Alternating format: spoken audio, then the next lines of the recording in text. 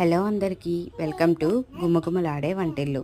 ఈరోజు రెసిపీ వచ్చేసి రైస్ని గుల్లగుల్లగా సాఫ్ట్గా ఏ రైస్తో వండినా పర్ఫెక్ట్గా వచ్చేలాగా కుక్కర్లో ఎలా ప్రిపేర్ చేసుకోవాలో చూసేద్దాము.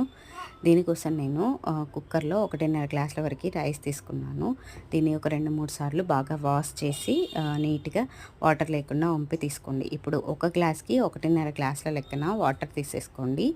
మనకి బియ్యం నానితే మాత్రం 1కి 1.5 వరకు తీసుకోండి. లేదు అప్పటిదప్పుడు అంటే 1కి 1.5 లెక్కన వాటర్ తీసేసుకోవాలి. ఇప్పుడు మూత పెట్టి మీడియం ఫ్లేమ్లో ఒక 2 విజిల్స్ వచ్చేంత వరదాకా కుక్కర్లో మగ్గనివ్వాలి. ఆ తర్వాత ఒక 10 నిమిషాలు అలాగే వదిలేయాలి స్టవ్ ఆఫ్ చేసుకొని.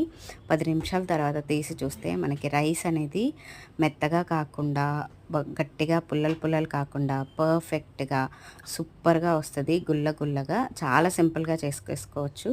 Thank you.